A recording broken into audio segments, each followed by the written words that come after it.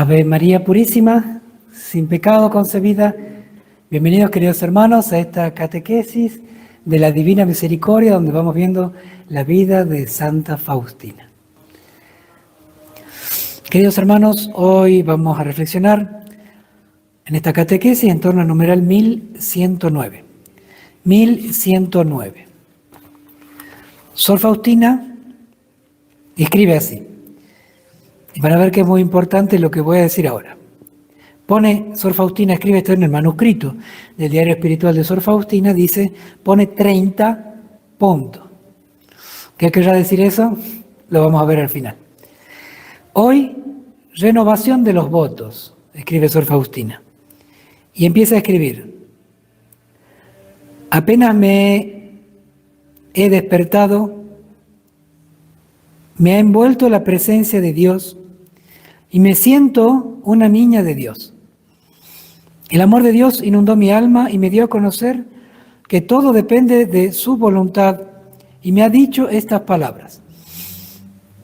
Deseo conceder el perdón total a las almas que se acerquen a la confesión y reciban la Santa Comunión el día de la fiesta de mi misericordia. Y me dijo, hija mía, no tengas miedo de nada. Yo siempre estoy contigo, aunque te parezca que no esté. Y tu humillación me atrae desde el alto trono y me uno estrechamente a ti. Este es el numeral 1109. Vamos a hacer un breve repaso. ¿De qué se trata? Vamos viendo la vida de Sor Faustina a la luz de su diario espiritual, las biografías que se han escrito sobre ella, sus cartas, el intercambio de cartas de ella, sobre todo con el padre Sopocko. Sor Faustina está culminando un retiro de 8 días, que comenzó el 23 de abril de 1937 y ahora ella consigna 30. Pone por eso 30, es decir, el último día. Culminaba el retiro y decía renovación de los votos. ¿Qué pasaba?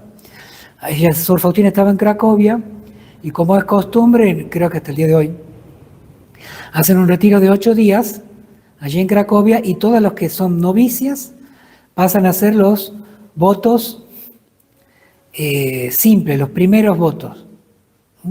Los que ya son votos simples hacen una primera renovación de los votos. Los que ya tienen renovado una vez los votos hacen la segunda renovación de los votos. Y los que ya tienen la segunda renovación de los votos hacen los votos perpetuos, los votos solemnes. Ese es el itinerario.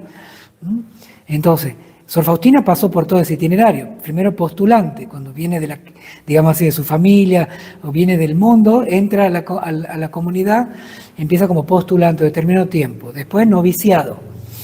Y después noviciado los votos, los primeros votos. Después renovación de los votos. Después segunda renovación de los votos. Y después renovación solemne. No es renovación, sino los votos perpetuos. Y todo ese lapso puede llevar 6 años, 7 años. Bueno, entonces Sor Faustina estaba en ese día, 30 de abril de 1937, renovación de los votos, escribe ella, porque Sor Faustina, todas las hermanas que ya tenían los votos perpetuos, aprovechaban eso y renovaban sus votos perpetuos. Si ustedes conocen a alguna religiosa, para ella les será muy significativa la fecha en la cual hacen anualmente la renovación de los votos perpetuos. Por ahí el 2 de febrero, Día de los Consagrados, muchos religiosos renuevan allí. Otra en otras fechas del año. Bueno, Sor Faustina era particularmente en esa fecha, fin de abril, principio de mayo. Sor Faustina le tocó el 1 de mayo de 1933 los votos perpetuos. 1 de mayo, ¿no? Para los argentinos es día no laboral, ¿no? Día del Trabajador, San José Obrero. Entonces, para todas las religiosas era importante y todas juntas renovaban sus votos cada una. Las perpetuas, las de voto perpetuo renovaban sus votos perpetuos y así, las postulantes pasaban noviciadas, las novicias hacían sus votos, sus primeros votos y cada una de las instancias siguientes iba renovando. Mataban, como decimos los argentinos, varios pájaros de un tiro, con el retiro de 8 días y con la renovación de los votos. Bueno, pero un momento espiritual muy intenso, muy fuerte, preparado por un retiro espiritual y sobre todo para un consagrado, que es el momento en el cual como que vuelve al primer amor. Tiene que ver con eso, volver al primer amor. Volver a las raíces de la vocación, del por qué estoy ahí. Las religiosas se llegan a preguntar, ¿a quién sigo? ¿A quién sirvo? ¿A quién amo? ¿Por qué estoy acá? Lo mismo un sacerdote, cuando es ordenado sacerdote en una determinada fecha, la va a recordar siempre, cada año la irá recordando y ojalá le sirva no solamente para una fiestita, sino para renovar el por qué está ahí, por qué es lo que es y gracias a qué es lo que es. Y la responsabilidad de ser lo que es. Entonces, bueno, Sor Faustina también va a meditar sobre eso. Y acá, Sor Faustina estaba en medio de ese retiro y ella tenía el propósito de en un par de semanas dejar el convento. Ella, que acababa de renovar los votos perpetuos, estaba dispuesta a dejar los votos perpetuos. Miren la cruz que estaba pasando Sor Faustina entonces, para cumplir la voluntad de Dios, que ella era entendida así, de fundar una nueva congregación dedicada al culto a la misericordia. Para eso debía dejarla esa congregación donde estaba y amaba donde estaba, e irse a Vilna, donde el padre Sopochko, quien era antes su director espiritual y quien llevaba adelante toda la causa de la misericordia, iba a fundar una nueva congregación a pedido de Jesús por medio de Sor Faustina. Esos eran los planes en la mente de Sor Faustina mientras hacía este retiro. Se imagina ella que renueva los votos perpetuos, ve que debía en pocas semanas dejar la congregación. Esto interiormente en Sor Faustina es un trabajo interior de desprendimiento incluso de aquellas cosas santas que ella tenía, que Dios mismo le había dado, como los votos perpetuos. E incluso cuando uno ve las meditaciones de los numerales anteriores, ella reflexiona sobre la felicidad que Dios da por medio de los votos, que ella los cumplía y la vivía. Y sin embargo estaba renunciando a ellos con tal de hacer la voluntad de Dios de esta nueva congregación. Señor, haz de mí lo que quieras. Esa total disponibilidad a la voluntad de Dios, incluso que llega a las raíces mismas de desprenderse de aquello que sabe que es solo de Dios y los votos es un don de Dios y ella debía estar desprendida, solamente aferrada a la voluntad de Dios, no aferrarse ni siquiera a las cosas que da Dios, sino solamente a la voluntad de Dios, a Dios mismo. Bueno, en la vida de los santos siempre ha estado este desapego de todo, no solamente los bienes materiales, sino incluso los bienes espirituales, como acá el caso de los votos perpetuos. Bueno, y Sor Faustina, sin embargo, lo hace con una profunda, como uno lo ve, ella no reflexiona en torno a esto, porque ya ha ido trabajando varios meses en el desapego de todo, y estar totalmente a merced de la voluntad de Dios, lo que Dios quiera. Bueno, resulta que Sor Faustina va a recibir una carta unos días después, ya la tiene en el convento la carta, tal vez no la ha leído porque está de retiro espiritual, donde el padre Sopochko le dice que no hay permiso del arzobispo y por lo tanto no salga de ninguna congregación, no debe irse a Vilna. Bueno, Sor Faustina, eso que tenía en mente, terminará aterrizando en la realidad que el padre Sopochko la va a hacer aterrizar, como decimos acá en Argentina. Pero bueno, la disponibilidad estaba, y eso es lo que Dios quería. En definitiva, en el fondo, todo este pedido de Jesús de la congregación que Sor Faustina debía fundar, tenía esto, esa prueba espiritual para el desapego interior de todos los bienes, incluso los espirituales, incluso de aquellos buenos y aquellos dones que Dios da. ¿Sí? Tenía que estar desapegada y él lo estuvo, ¿no? Bueno, pero ahora paso a otro tema. Sor Faustina anota 30 de abril, ya hemos dicho, 1937. ¿Por qué es importante ese número 30 y por qué es importante la fecha 30 de abril? ¿Y por qué este numeral es tan importante con esa fecha, con esa fecha del 30 de abril? Este numeral habla de la fiesta de la misericordia. ¿Y qué tiene que ver un 30 de abril? Bueno, estamos en 1937. Sumémosle, a ver las matemáticas cómo andan. 37 más 63 nos da, bueno, 100, ¿no? Pero pongámosle 1937 más 63 da 2000. Sí, el 30 de abril del año 2000, el 30 de abril, Juan Pablo II, un polaco, que en esa altura, en 1937, era un chico que acababa de cumplir los 17 años, y estaba viviendo a 60 kilómetros de donde Sor Faustina escribía esto. Era un chico de 17 años, Juan Pablo II, el joven Karol Wojtyła, pero bueno, 63 años después sería Juan Pablo II quien el 30 de abril del año 2000 aprobaría la fiesta de la Divina Misericordia para toda la Iglesia. Justamente lo que el Señor pide acá. Deseo conceder el perdón total a las almas que se acerquen a la confesión y reciban la Santa Comunión el día de la fiesta de mi misericordia. 30 de abril del año 2000 y 30 de abril del 1937, unidos por la importancia de la fiesta de la Divina Misericordia. Y particularmente, aquí el Señor va a hablar de el perdón total. Qué importante es hablar de esto, el perdón total, porque podría haber dicho deseo dar la indulgencia. Algunos entienden el perdón total de Jesús que da en ese día como una indulgencia plenaria, pero a la luz de un estudio más serio y más profundo de las palabras del Señor y de la misma Sagrada Escritura, se entiende un perdón que algunos teólogos dicen mayor a una indulgencia plenaria. Bueno, esto lo he repetido en torno al marco de la fiesta de la Divina Misericordia, que la gracia de la fiesta es superior a la gracia de la indulgencia plenaria. Nosotros tenemos lo que conocemos, tres tipos de varios tipos de perdón de los pecados. Primero, el que recibimos en el bautismo. Segundo, en la confesión. Pecados mortales, pecados veniales, en el sacramento de la confesión. Después la Iglesia nos enseña la indulgencia plenaria. ¿Qué es la indulgencia plenaria? Bueno, es todo un tema. Y la Divina Misericordia ha venido a darle un agregado, la gracia de la fiesta. Dice el perdón total de las culpas y de las penas. Y no es que sea algo nuevo, no es que sea un cuarto, sino que sea como la renovación de este primero. Algunos dicen, bueno, que tiene que ver con la indulgencia, pero muchos teólogos están diciendo es la renovación de esto. Entonces, miren, y es algo, una gracia tan especial y tan importante para estos tiempos. Imaginemos una pared blanca, yo explico a veces con esto. Una pared blanca, así queda nuestra alma. Se imagina una pared que está rotosa todo y que viene y se la arregla bien. Queda blanca, perfecta. Así queda el alma después del bautismo. Blanca y perfecta.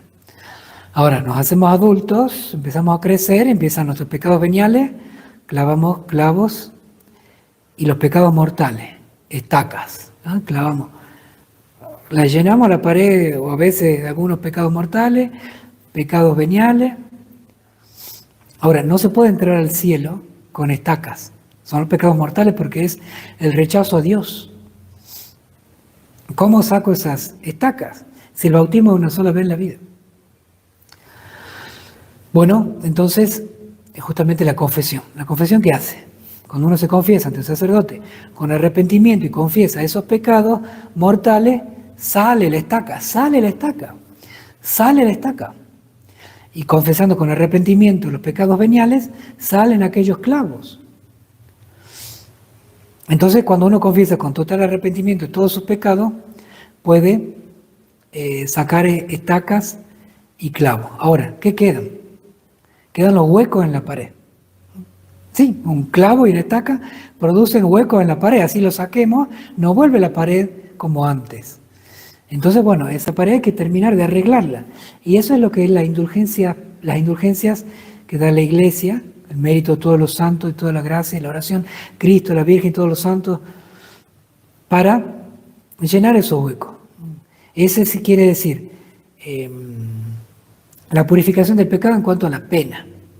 En la confesión en cuanto a la culpa, las estacas y el clavo, y la indulgencia en cuanto a la pena, los huecos de las estacas y los clavos. La indulgencia puede ser parcial, es decir, algunos huecos, o puede ser indulgencia plenaria, todos los huecos. Bueno, ahora si uno se pone a ver los requisitos para la indulgencia plenaria, supone detestación de todo pecado, arrepentimiento perfecto por amor perfecto a Dios. Claro, ahora, en los tiempos que nos toca vivir, la iglesia, los fieles, el cuerpo místico de Cristo, hoy en estos tiempos donde se enseña lo malo como bueno y lo bueno como malo, que hay cuánta gente que acepta la anticoncepción, el aborto, el robo, la mentira, todo lo que se nos presenta en este mundo, en esta cultura cada vez más endurecida y apartada de Dios, donde llena de tiniebla al católico, ahí nos toca vivir. ¿Quién puede ver, como dice un salmo, quién puede ver su pecado? ¿Quién puede ver todos sus pecados? Y hay una súplica en el salmo, absólveme de lo que se me oculta. Y por eso el Salmo 50 dice, perdóname totalmente de mi culpa.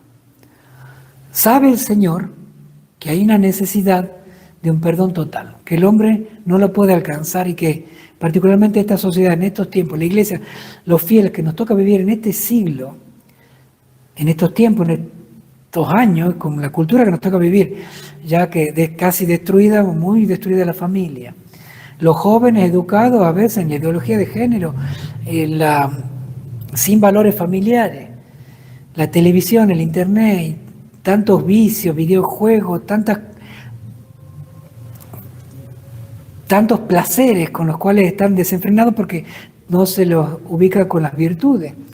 Bueno, ahí vivimos, ahí nos toca vivir. ¿Quién conoce sus faltas? Entonces, Dios quiere dar una gracia extraordinaria de una renovación de esa pared para aquellos que no podían de la manera ordinaria hacerlo. Y esa es la gracia de la fiesta de la misericordia. El Señor pide, bueno, como condición, la comunión y la confesión en ese día. Eso es lo extraordinario de este día, en ese día. Por eso también es distinto a una indulgencia plenaria, porque el día de la fiesta de la misericordia, el segundo domingo de Pascua, que es el día de esa gracia, bueno, voy, hago lo que el Señor me pide y gano lo que algunos dicen la indulgencia plenaria. Muy bien, hay que hacerlo porque la iglesia nos lo pide y ganemos la indulgencia plenaria, luchemos por hacerlo. Pero ahora el lunes siguiente yo puedo ganar también una indulgencia plenaria.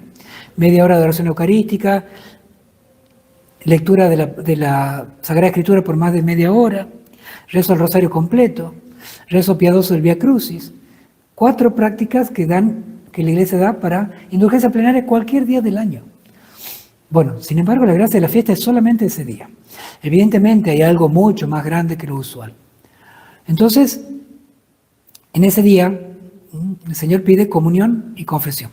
Y ahora uno podría decir, pero a veces es imposible, llega ese día y en la parroquia hay un sacerdote que a veces ni confiesa.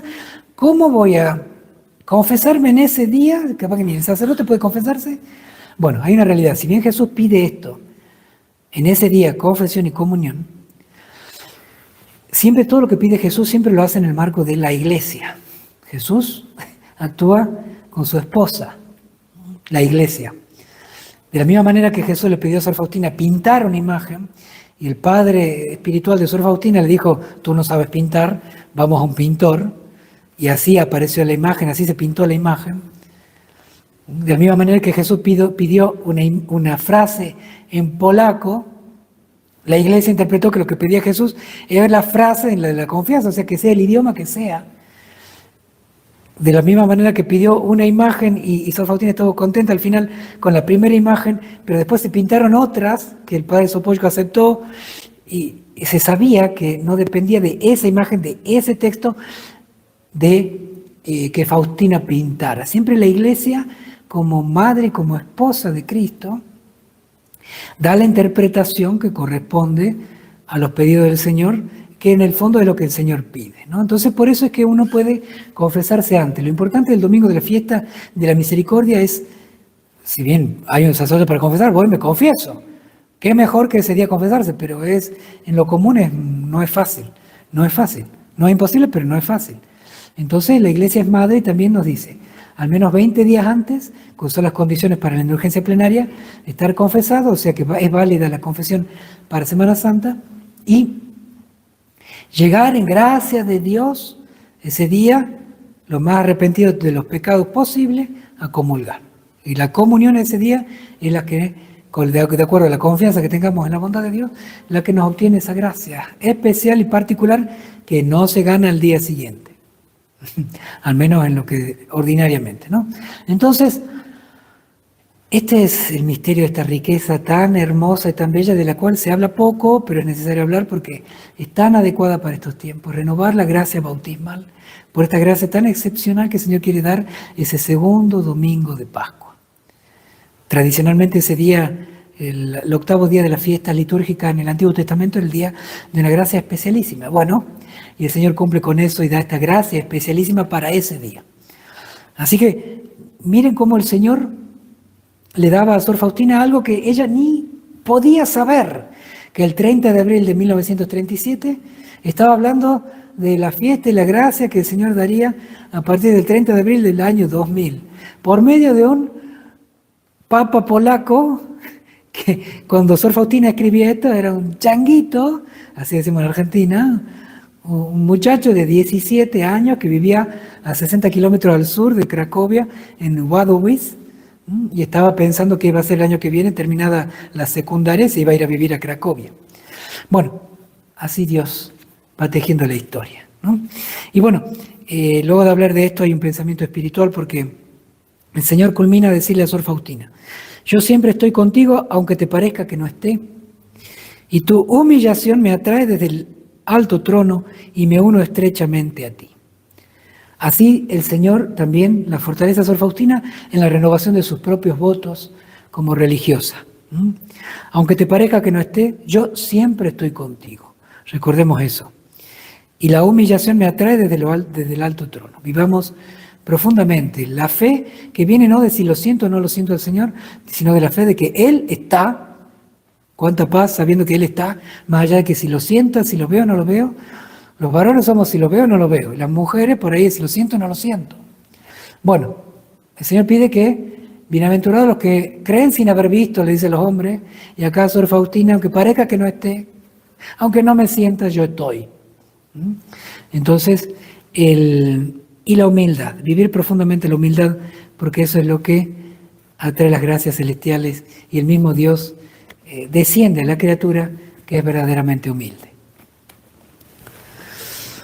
Queridos hermanos, una alegría compartir nuevamente con ustedes, que el Señor los bendiga a todos ustedes y a sus familias. Les recuerdo darle me gusta a este video, unirse a los grupos de WhatsApp y Telegram de Habla al Mundo para recibir toda la información, material, fecha de retiros que se hacen de la Divina Misericordia y también sobre todo el servicio del Evangelio de cada día para ser escuchado, visto y con la reflexión del Padre Germán sobre el Evangelio de cada día vinculado al diario de Santa Faustina. Nos escriban al WhatsApp de Habla al Mundo y le enviamos toda la información. Les imparto ahora mi bendición sacerdotal con la reliquia de hueso de Santa Faustina. El Señor esté con ustedes. Y la bendición de Dios Todopoderoso, Padre, Hijo y Espíritu Santo, descienda sobre ustedes, sobre sus familias, hogares, apostolado y trabajo, y permanezca para siempre. Amén. Hasta mañana si Dios quiere. Jesús, en vos confío. Jesús, en vos confío. Jesús, en vos confío.